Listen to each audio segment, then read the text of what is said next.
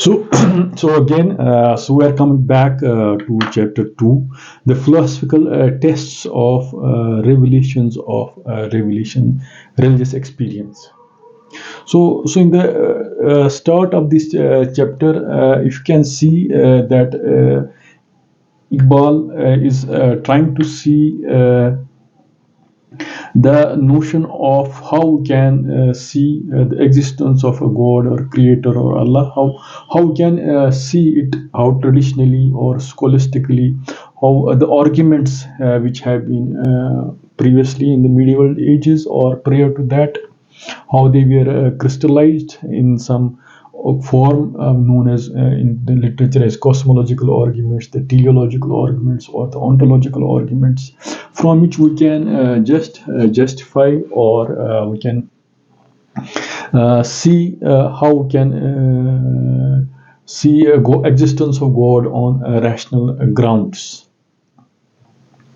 which go to Aristotelian way. God is an uncaused causeth in that sense. If you want to see it in that sense. So in the existence of, in the Aristotelian think, the potentiality and the actualization of a being gets dissolved in one person as a creator or God.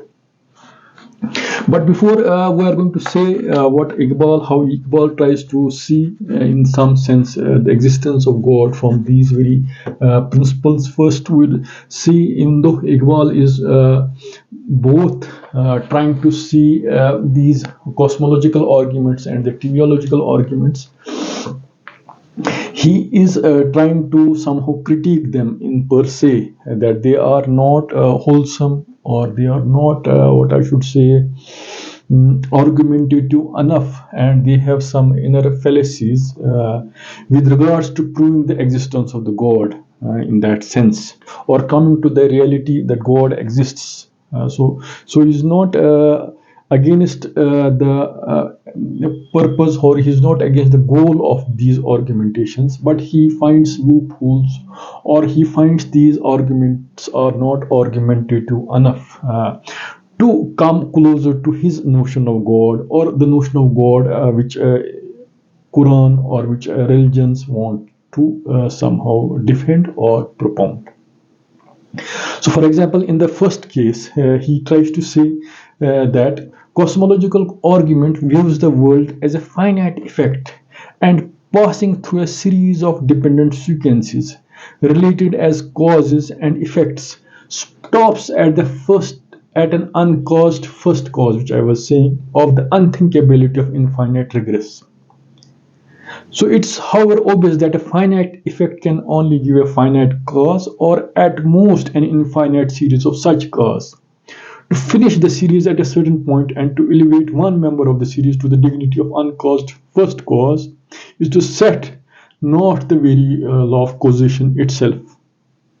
And further, when if you read the coming passages, he is trying to say that this uncaused causeth, by which we arrive by this argumentation, we arrive at an infinite by virtue of so the coming into the being of infinite, who is coming by finite sequences of causes in terms of regress.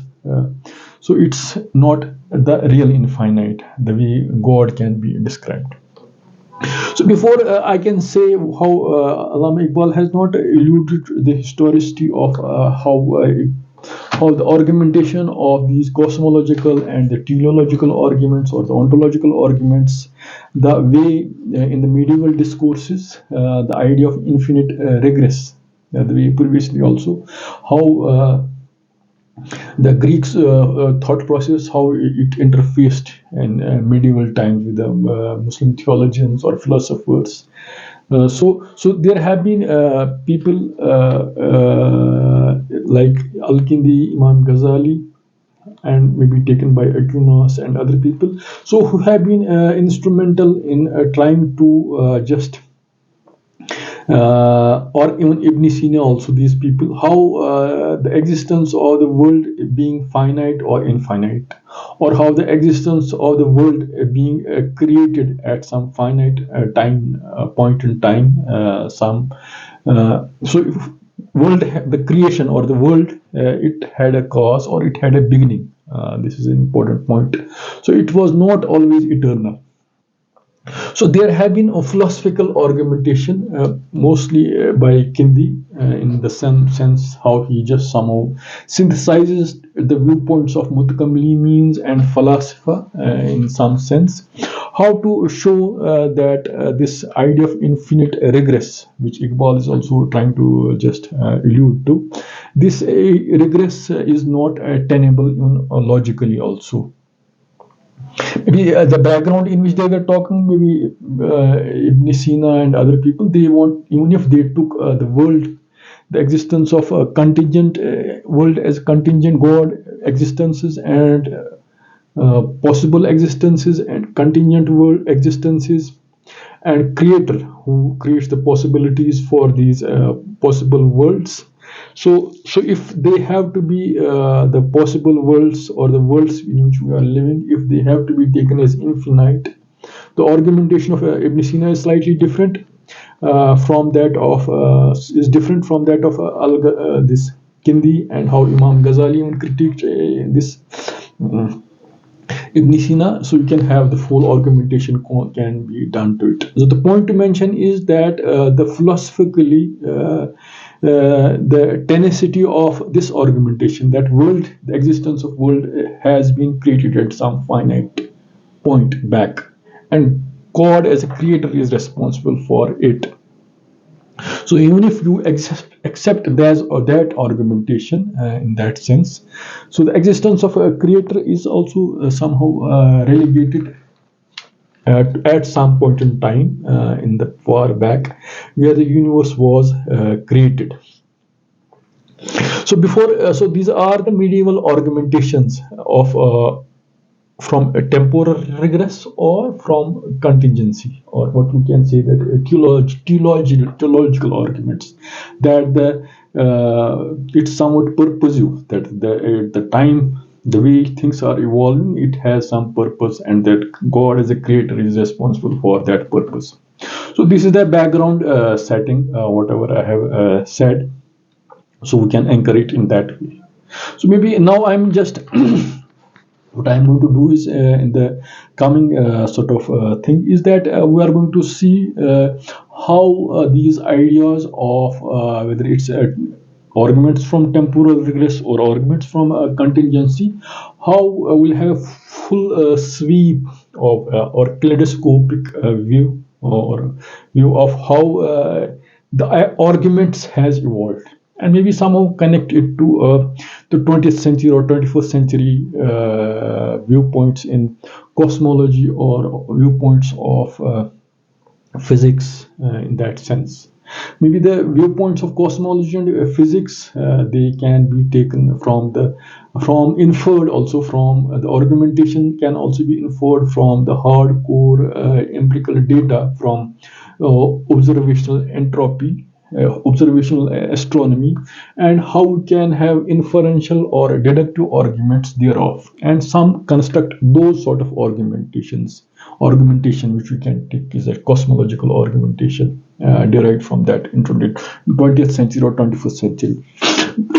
But the philosophical argument which in these people, medieval theologians taken then by Aquinas, and medieval theologians taken from Muslims to Christian theologians, maybe other theologians, it has been mainly a philosophical argument, how people try to negate it or people try to affirm to it vis-a-vis the creation of God.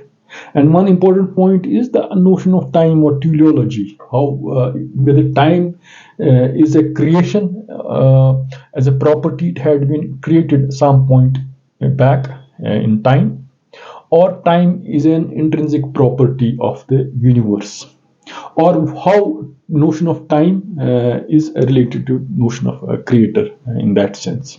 So this is the sort of background in which we are going to read the whole landscape of how this Kalam cosmological argument or the teleological argument, how it has seen as a trajectory. And then at the end we are going to see a bit connected with the modern day discourses or modern versions of Kalam cosmological arguments, which are there debated across, refuted or accepted. That's besides the point. So how it has been seen in that sense, as well as we also have to see if so in that sense. And one important point is also how maybe the Humean and Kantian notions of causality, how they somehow interface with the entire debate. And we're all going to see in these, whatever I have said in the first few pages of second chapter of Iqbal, how he sees it. We're going to relate it, all of it. So, for example, if I'll just see, for example, does God exist? So, this is a very eternally relevant question since and now. Maybe now people may not give the idea of God. They will take universe itself is a God in that sense, or matter has the properties of God. So you can just substitute God for universe if you want to. So and see the debate. So if God exists in that sense, some people can say it, the universe also has been in existence, or whether universe will eternally exist. So if God as an entity, God is outside the universe, and universe is as a creation, it had started. So then the question of God exist becomes more important. So most people probably regard the question as having a great existential import, but as one to which rational arguments are irrelevant. For example, to seek proofs for the existence of God, further back to Kalam arguments as a proof of existence of God, which have been maybe originated in the medieval Arab theologians and who bequeathed it to West in some sense. So you can say there have been two cosmological arguments. One is the arguments from a temporal regress and arguments from contingency. And arguments of Kalam, which developed various kinds of arguments from temporal regress and falsafa, and which originated from the arguments of contingency. So Kalam defined natural, or Kalam, which you also can talk as if it's a natural theology or it's a philosophical theism, which said that world has been created, or world is hadis, or there should necessarily be a creator who is responsible for this hadis or muhaddith. And the proof of existence of the world needs for actual existence marja as a determining principle which cannot itself have a cause, for the infinite series of causes is impossible. This eternal regress is not possible. So when the muhaddith, the mutakallim demanded the determinant of the world's existence, they are also demanding an agent who chooses to create the world. God is sabab of the world and not ilah. Otherwise, it will exist from eternity. So in order to make a pantheism maybe inimical to Islam, so they would sort a sort of a necessary being in whom essence and existence are not distinct, whereas all other beings such as distinction holds. The way Aristotelian think, the potentiality and actuality somehow merge in one being. So Kindi stands sort of a bridge between Kalam and Falsafa. So now if you see the time, notion of time, so time, how they constructed it, time as a measure of motion, which was its duration was called motion, and motion and universes counted as quaternions. So they were in existing with vis-a-vis each other. For time is continuous quantity, as you want to associate teleology to it, time in terms of past, in terms of present, and in terms of future. So, for example, any definite time has a first limit, a last limit, and in the past and future share a common limit, which is called as present. And Al-Kindi is asking if a thing can be a cause of itself. And further, he asserted or answers that nothing cannot cause something to be. To cause itself, a thing would have to be different from itself. That's it. In that sense. So, in the same way, Ibn Sina also tries to say the nature of that being who he calls creator, he is also made up of same thing, and he cannot be differentiated from the rest of universe in that sense. So if you see the defense of Kalam argument in the 20th century or 21st century, in terms of how it has been famously just reformulated by William Craig, for example, he says syllogistically everything that begins to existence has a cause of its existence. The universe began to exist, therefore universe has a cause to exist. So a system is said to be infinite if a part of system can be put into one-to-one corresponds with the whole. So, for example, if we'll quote Hilbert, the mathematician, so the actual infinite is a determinate total. It's a determinate totality of the theories. Potential infinite is not. So, if the universe had a beginning ex nihilo, then time would also have a beginning. But if universe had only relative beginning from pre-and quiescent state, then time would not have a beginning. So universe did have a beginning. The argument goes. So how did the universe have the beginning? Apart from if you want to say that the infinite regress is not as such tenable logically or philosophically, but the arguments, 20th century arguments or 21st century arguments are the argument from the expansion of the universe, and arguments from the universe, thermodynamics, the physics, that entropy of the things will always increase, and if the universe is expanding, so at some point in time, if you extrapolate things backward, things have been, for example, if the universe occurred in a backward universe, if we just see extrapolate backwards, if the universe occurred in a super dense palette existing from eternity, why did the Big Bang occur only maybe 16 billion years? This is a question. Years also, or whatever you might say. So why did the palette of matter wait for eternity to explode? So here, if we say universe started from a Big Bang, the arguments from 20th century cosmology or this thing, but that extrapolation leads to a point where the universe started, but that point, why did the palette of matter wait for eternity? So again, the question of time was before it, or universe, there was a universe before it or not. So again, the question philosophically remains, even if empirically you cannot settle it. So if prior to Big Bang there was a construction of gas which collapsed and expanded, one may ask how the gas came to be scattered in the first place in that sense. So if I just use in the Quranic words, Aina kana Rabbuk khalaq, what was God doing before creation? So maybe in the common, if you read his briefest of time, Hawking says that God was, quotes Augustine, God was creating hell for those people to asking such questions in a very what I should say. But if you say in the Hadith literature, you can say Kana amana takhta hawa. God was there. His throne was there, and he was there above and below. Things have been seen. So you can say it. So existence of the ex nihilo creation before the universe, how things would have been. If the existence of creator is there, nothing would have been different for him in that sense.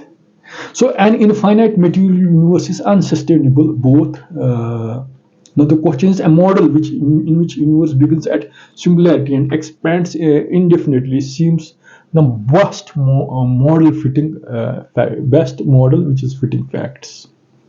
And in that context, so in an infinite material universe is unsustainable, both philosophically as well as materially, empirically. Empirically, the way observational astronomy says.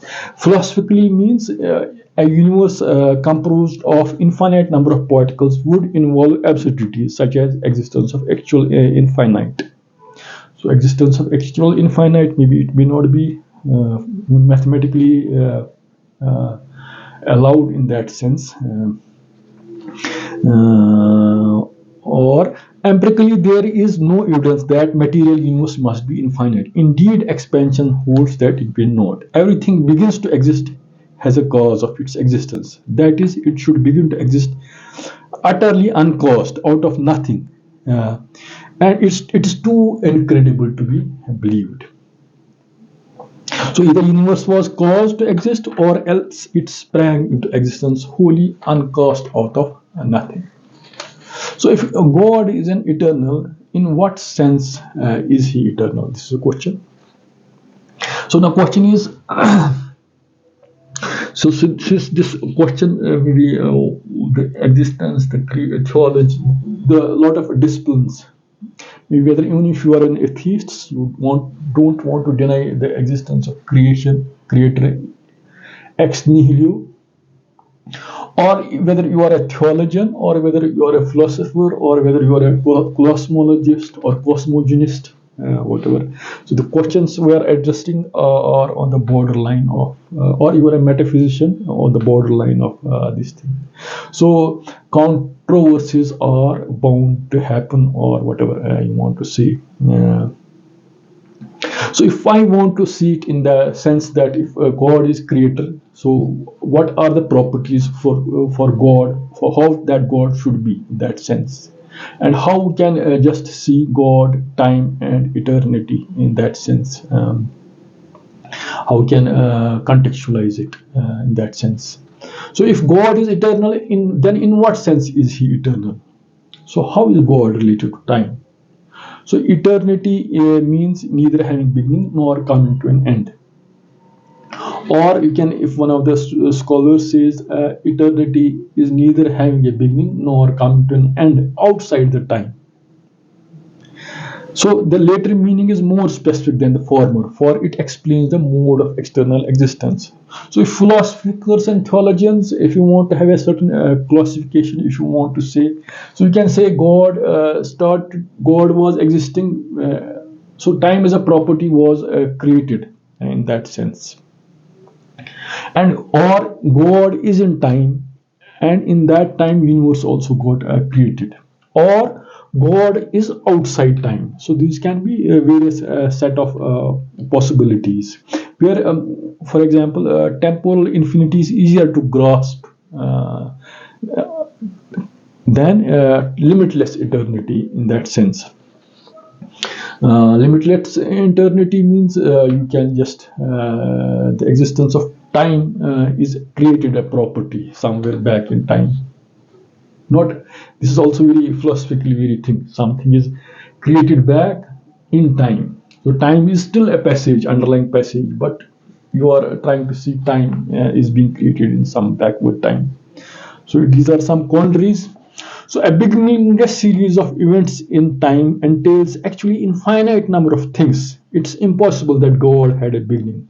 God is elemental. The argument of Ibn Sina can be seen in that sense. So if God exists in time and God never had a beginning, then his existence entails beginningless series of events in time. So either God does not exist in time, or God had a beginning. If God exists in time and God never had a beginning, then his existence entails a beginningless series of events in time. It also fails in some sense. Then one should say that the series of events in the timeline of God is beginningless series. So you can have a question mark into it.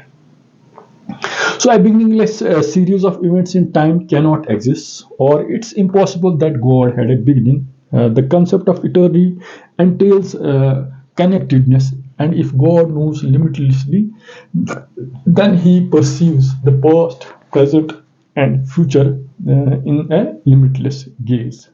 So existence of a creator in that sense, if you want to see the existence of creator, and time is being created, a property created by him.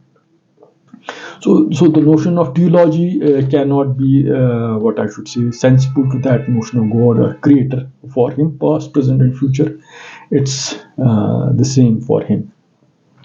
So it's hard to see how God could timelessly know past, present, future, and equally hard to see how God could acquire knowledge. So what does this? So in the modern sense of the word, modern mind finds it difficult to appreciate or imagine things that way. So what does timelessness entail? And the doctrine of timelessness applies to God both internally as well as externally. Internally, in the sense God, if God exists in time, or God, time as a property has been created when the universe was created, and God can be taken external to it. So God could coexist along with time but never be in it.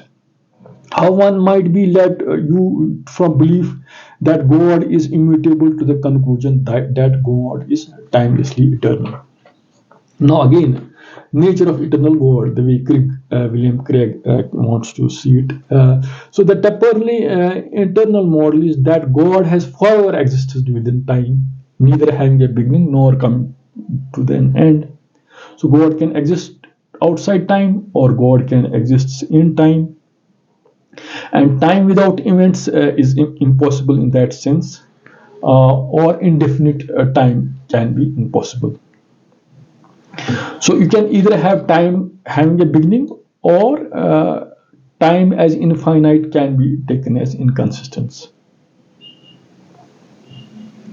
The question is what happens at the end of the created universe. So if you want to just extrapolate things in future also, again that uh, infinity comes into being. So at that thing, so before creation he was outside time, after creation he was within time. So if the chronology can be taken as a creation of universe, God coming into time, or God creating time. So you can have two orders: either God creates time, or God comes into time and then God creates universe, or you can have God creating time and God creating universe and God creating into time. So you can say whether God is in time and God is in outside time, in that sense, and universe being created in time also. So you can reverse the sequence if you want to imagine how God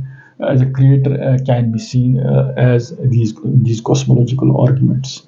So if you want to again revisit these teleological arguments of Kalam and Kalam, also, if you want to revisit them in this Andrew Luth, another author, maybe.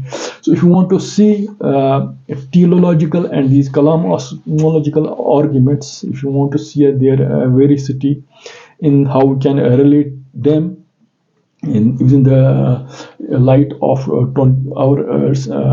our century, how things can be understood. For example, whatever begins to exist has a cause. This is causation principle.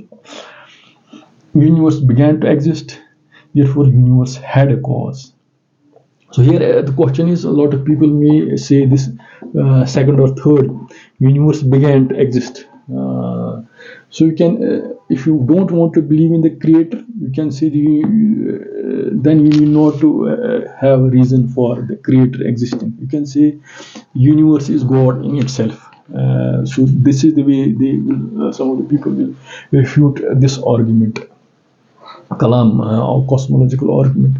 So, in that sense, for example, if you want to, in the recent times, there's a famous model of Hawking where initial state of the universe consists of limitless, no boundary state, which is also called Hawking-Hartle argument, or Hawking no boundary proposal.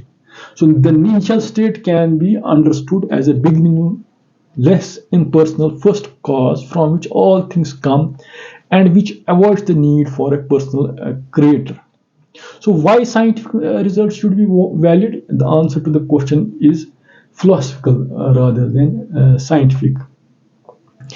So why is the testing of the theory of important for understanding how the natural worlds work? So the question is for Hawking, if you read Brief History of Time, at the end he has said that philosophy is dead and the full aim of philosophy has remained to analysis of language. He quotes Wittgenstein somewhere. But the important point is that science and scientific methodology has made, if I contrast it with science and scientific methodology, has made human and Kantian crude empiricism no longer sensible. So if I just see in the earlier how Iqbal wants to make metaphysics possible, and how the post-human, the post-Kantian discourses, how he wants to see it. So we can say in the modern 20th century science that the human and the Kantian discourses that you just start from matter and you want to, by argumentation at the end, you would want to reach to matter. But the thing is that here in the cosmological argumentation, the way we want to create, come to where the universe wanted to create it, if it is metaphysically infinite, if the universe started from nothing, nothing in not that not sense, nothing in the, to quote Strominger, one of the physicists, nothing in the nothing sense. So it's a sort of tautology. You cannot reach out there. So this Kantian and the human discourse understanding, making extrapolations from matter to non-matter. So the unobservable entities and causal processes on the unobservable entities and causal processes, the grounds of explanatory power of the latter. So neither Kant nor Hume ensured or enshrined that the success of scientific reasoning from observable states of affairs to unobservable states.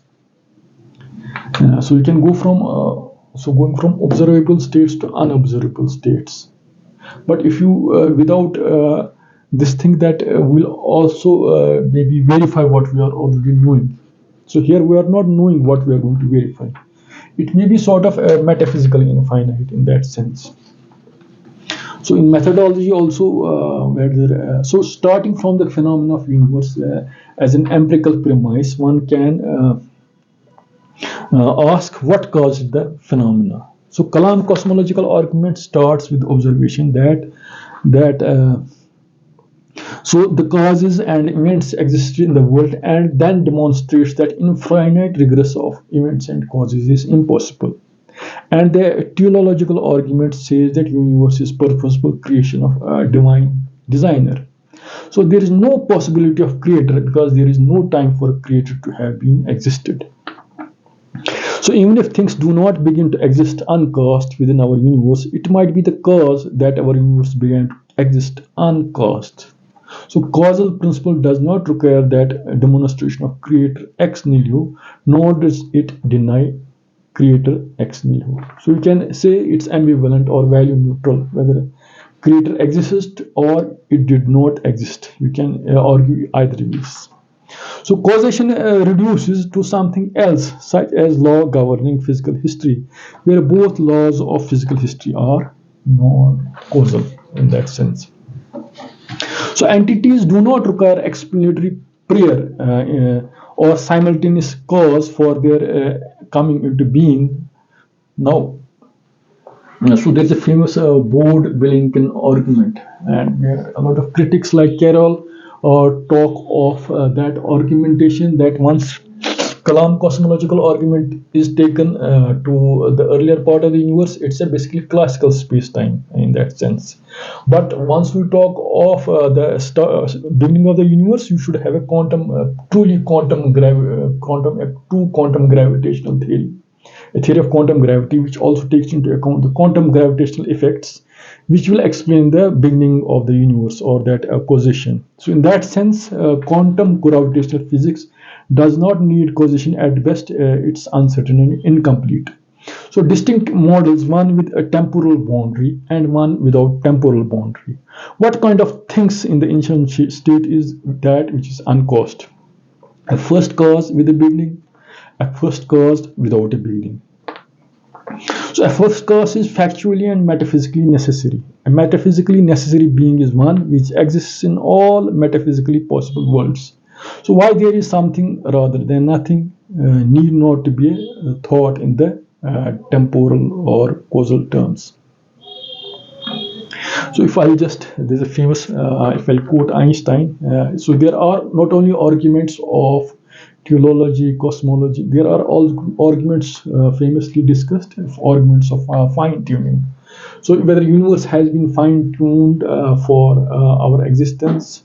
So if it has been fine tuned for our existence, so it can also be seen whether if the universe is the possibilities and probabilities of the planetary the existences which are there, whether we can tincture with those initial conditions to derive or arrive at the universes which we are interested in. The way multiverse theory is there, so you can see it, or the way. So the point I want to say is, if I quote Einstein, he says that even if man proposes that the axioms of the theory, the success of such a project presupposes a high degree of ordering of the objective world, and this could not be expected a priori. So a priori, what I should say,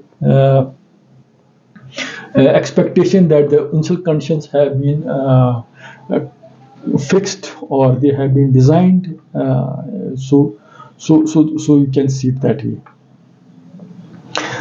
whether ordering of the objective world, and this could not be expected. So if it could not be expected a priori, so you can the argument of this thing, the God as a creator, or even in Einstein, why the more important question for me is why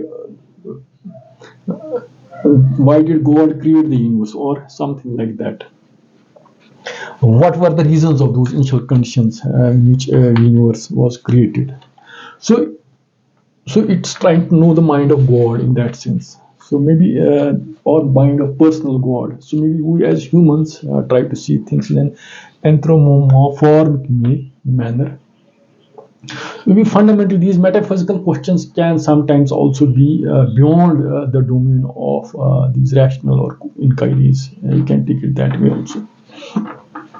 So, if ordering is an orientable selection effect created by our act of perception, as Kantian asserts, why do we still find some things disordered or yet unintelligible and not seeing everything as a teleological structure? So Kant's critique of arguments of teleology. But here I would want to say that Iqbal is also trying to just critique arguments of ontology and cosmology. There are two different reasons. One goes in the denying the creator as such. Yeah. But Iqbal is saying that these arguments are not well sufficient enough or they are fallacious enough to just come close to the creator. So the criticism of Iqbal is different from that of criticism of Hume or Kant or criticism of 20th century physicists, which is derived from empirical metaphysics or materialistic metaphysics. You can see it that way. So Kant, space and time come into existence. Literally, nothing existed before the singularity. So if the universe originated at such a singularity, we truly have created a creation ex nihilo. This is what Tipler says.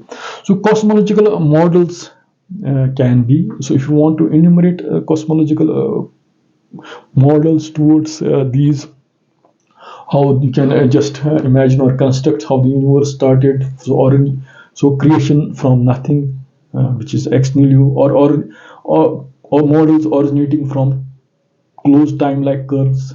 Maybe you can see it. People from students of general relativity can see it, or a timeless timeless initial state. For example, Hartle no boundary proposal, or origins which can be seen from actual infinite regress, or maybe models which involve reversals of times.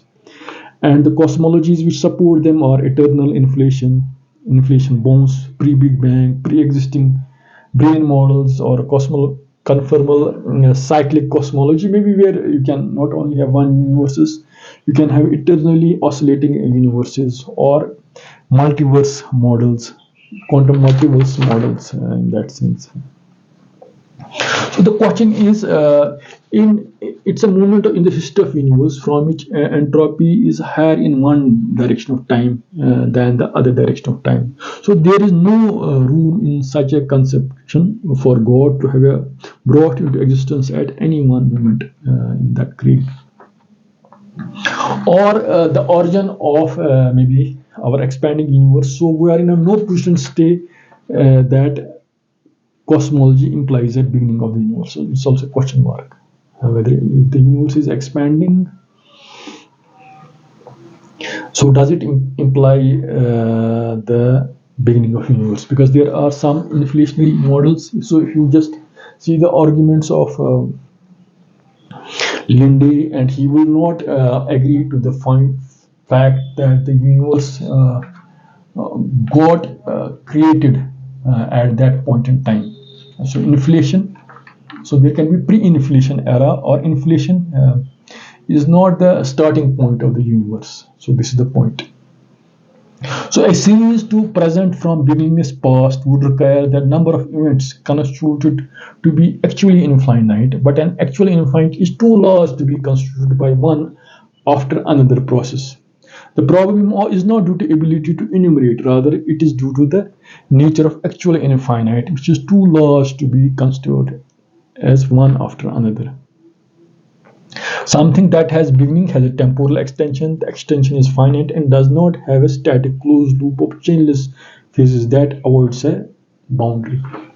So maybe you can also have arguments from apart from these arguments. So there can be also mathematical arguments that whether potential infinite and actual infinite is there, and then the logical arguments of infinite. And in that context, you can also see the notion of infinite regress, whether it's possible or not.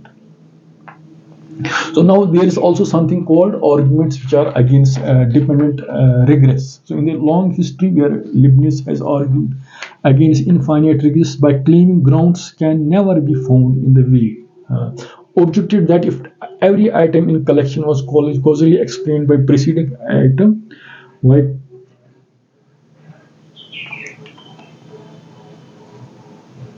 so you can say if there are arguments of causality seem to be violated by these infinite regress, you can say causal regress is sort of vicious regress. And there can just construe philosophical arguments against these infinite regresses. For example, the arguments from possibilities of concrete actual infinities, the arguments from impossibility of traversing an actual infinite, the arguments from the viciousness of the dependent regress. So actual infinite cannot be traversed, you can say. So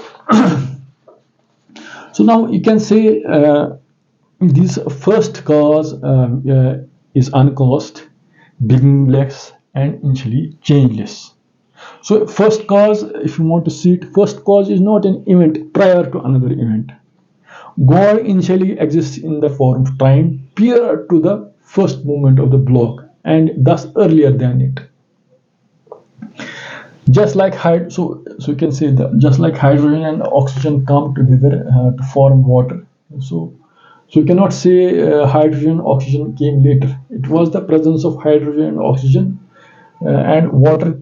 The existence of water, H2, can be tracing that somewhere back. Hydrogen oxygen had combined to form water. In the same way, we can say the existence of universe to causally trace to some regress. It presumes the existence of first cause, which you can say is creator.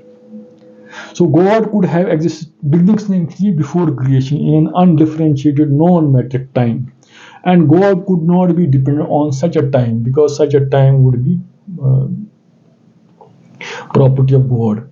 So God exists timelessly, in a creation and temporally at subsequent moment of creation. So these arguments which we have constructed, whether these are theological arguments or cosmological arguments, or whether modern day arguments, they relegate existence of God at some point in 16, if you want to understand it cosmologically or astronomically, to 16 billion years at the universe, that unthinkable point soup where the universe got created. Or if you are more philosophically oriented or logically oriented, a la Kindi, they will say that, or Ghazali, so the God had been, the creation of your universe was some point in time and back. So the eternal infinite regress is not philosophically or logically possible in that sense. So we are having arguments by Imam Ghazali. If you can read them to show it, how can you see it that way.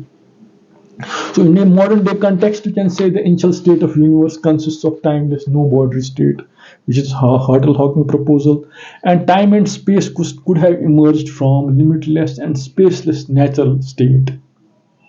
So if we just include some of the more recent physicists, their conclusion is that time and space could have emerged from limitless and spaceless natural states. Maybe Arkani Hamid, Daniel O.T. Carroll can take a lot of people can be seen in that sense. So there is no absolute t coordinate related to which everything. So there is not that notion of time. Everything from you can just what I should say refer things to. So maybe people physicists maybe have lot talked of this Hawking calculation. It all involves imaginary time somewhat in that sense. Maybe for example, so there's something called weak rotation, so it's little more than a convenient mathematical trick, and imaginary time is only for computational convenience.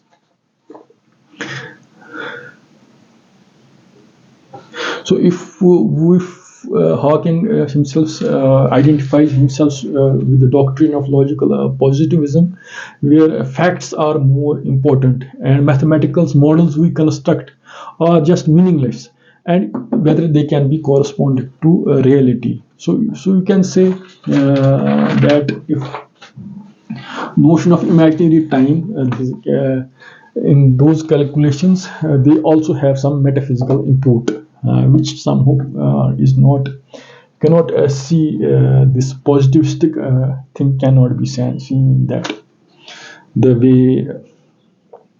So maybe it's more a technical point. The point is that the notion of mathematics, when used, when the mathematical models or differential equations which are used in trying to non-linear partial differential equations as solutions of Einstein equations, which are seen how the universe got created. If the notions of imaginary number or whose metaphysical underpinnings are not that clear, you cannot have positivistic underpinnings to what I should say, positivistic underpinnings to interpret the no boundary proposal as if the universe started. That the point you can somehow it can be seen in that light. So God created before creation is undifferentiated also. So the question is, everything that happens must be caused by something that occurred earlier in time. If you are more sympathetic to Kalam cosmological arguments, you can take it that way. So God can be concerned of a being which is timeless within universe and in time with universe, and he brought universe together with time in that sense, the Craigian thing. So God by definition is a free agent who is perfect and therefore need not be could not experience any insufficiency, and hence would be hence would express himself as a creative acts of self glorification. So you can say the Kalam cosmological argument or teleological argument just sees that possibility of a creator who exists, which the existence of a creator, and we could still follow him. So this is what I have said in the entire sense. Now I am coming to, so the point is to say the Kalam cosmological argument or the theological argument has been we have seen a sort of a chronology, can seen it how it has evolved in that sense historically also, and somewhat trying to see it in different contexts. The point of Iqbal in trying to just devote first few pages to these argumentation is to show that so he is trying to see this entire thing within the say maybe the idea of existence of creator being and how can we appreciate or try to ground him philosophically. So he finds these arguments of not adequate or sufficient enough to come to his closer view of the creator in that sense. So the earlier part of the debate was how if Kalam cosmos, so it's a larger thing. So whether Kalam cosmological argument or teleological argument try to see veracity of the creator at some point in time when the universe started against the other argumentation of Hume or Mill or 20th century cosmology or physics or empirical data, the spirit of which is positivistic and it's God denying in that sense. So, for example, if I just quote Iqbal, what he says from the traces of foresight possible. At best, so if critiquing this, so now the Iqbal's critique has to be seen with a pinch of salt. It has to be seen. It's also critiquing the teleological arguments. Even though teleological arguments and cosmological arguments are supporting creator in that sense, but only when the universe got started. So there you can then extend it to the universe also, but their point is to mainly show the creator, existence of creator as a possibility.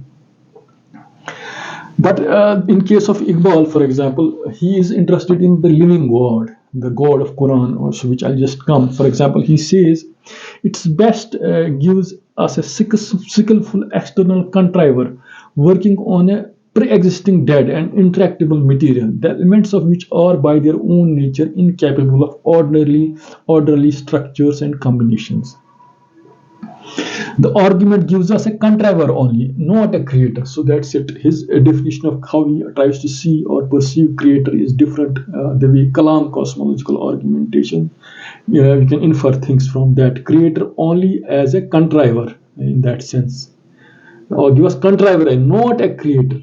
And even if supposed him to be also the creator of the material, even if we suppose, but he's a passive creator, he's creating things. And the way clock makers model, he started the clock and then he's resting, he has nothing to do with the universe, he just allows it to work on its own, and we have to, as physicists, we have to discover those laws of the universe and laws of the creator in that sense. So you can see the Newtonian God in that. So the designer, regarded as an external to his material, must always remain limited by his material, and hence a finite designer whose limited resources compel him to overcome his difficulties after the fraction of human mechanism. For example, he also says in that sense, for example, as in Kant's criticism of his argument, notion of $300 in my mind cannot prove that I have them in my pocket. All that argument proves is that the idea of perfect being includes the idea of existence. So the question is again the Kantian notion. So existence and its what I should say identification or its the reality, the map of a reality with the existence in that sense. So God as a reality which is existing. So Kant critiques it because we cannot see it. That map is not there. But Iqbal is trying to say. For example, I hope I have made it clear that the ontological arguments, as ordinarily stated, carry us nowhere. So he's not satisfied with this sort of argumentation that it will lead us nowhere. For example, it's however possible to take thought not as a principle which organizes and integrates material from outside, but as a potency which is formative of the very being of the material. So you can say the notion of creator, he is a living creator, and he is not a creator who is interested only in creating the universe at some point in time back, or he is a creator, passive creator. So Iqbal is not satisfied with this sort of argumentation, although he has not given in a rigorous way trying to say how exactly logically working those argumentation, but it's his belief, and the phraseology of the words is like, so what sort of so he's later trying to come to how he tries to develop the argument. We'll do it in the coming lectures. But the point which I'll just say, Iqbal is maybe more closer to the Quranic God. The Quranic God is, I'll just say it, the best description of Quranic God is in two surahs, which I'll just say. For example, Surah Ayat al-Kursi, which we normally as Muslims they speak. So these can be the best. One is Surah al-Ikhlas, another is Surah this, which we call normally Ayat al-Kursi. You can see in Surah Baqarah, where it's best, how best we can describe Quran in the God, which Iqbal also says. For example, Allahu la ilaha illa, God, there is no deity save Him. Al Hayyul Qayyum, the living, the eternal one. He is not someone who has created the universe, or who is passively think. He is Al Hayyul Qayyum, the living, the eternal one. La ta'khudhuhu sinatun wa nawm, neither slumber nor sleep overtakes him. In that sense, so he's an active God. Lahu ma fis samawati wa ma fil ard. To him belongs whatsoever is in heavens and whatsoever is in earth. Manzal lazi yashfuhu indahu ila bi iznihi. Who can intercede with him except by his permission? Wahuwa ayyul azim. He is the sublime, the almighty one. This is the thing. And another verse which is very, so you can say one of the most. So it describes how the relationship of a creator, you can extend it to the universe also. Kullu yawmin huwa fi shan. Every day he manifests himself in a new state. So God as a creative possibility or henothetic possibility, who is also in the universe, he creates. Kulluhum huwa yawmun huwa fi shan. Every day he manifests himself in the new state, whether in universe or in his own being, which is beyond imagination. Or the way we have Kul Wallahu Ahad, we say God is one. Allahu Samad, nothing is like him. Lam yalid wa lam yulad, nothing begotteth him, and he cannot, and nothing he is begot him, and is not, nothing can be begotten from him. Walam yakulhu kufan, nobody is like him. Or laisa kamasalli mislihi, nothing in the universe is like him, nothing out, you cannot see it. So this Quranic definition of God, maybe Iqbal is trying to defend in the subsequent chapters, subsequent topics. So if I just quote him, for example, the true significance of the ontological and teleological arguments will appear only if we are able to show that human situation is not final, and thought and being are ultimately one. So this is possible only if we carefully examine and interpret experience, following the clue furnished by the Quran, which regards experience within and without as symbolic of a reality described by it as the first and the last, the visible and the invisible. This I will propose to do in the present lecture. So this Quranic notion of God,